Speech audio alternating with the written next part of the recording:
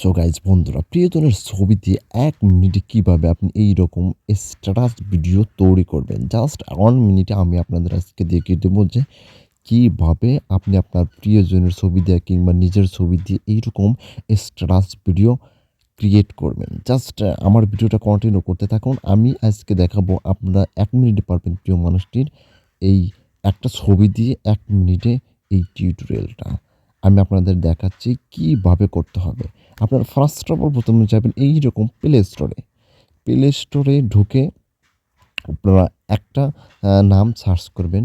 সেই নামটা ওই সার্চ বারের ওইখানে গিয়ে আপনারা জিনিসটা লিখবেন। এই যে দেখতে পাচ্ছেন এইখানে লিখবেন MIVI।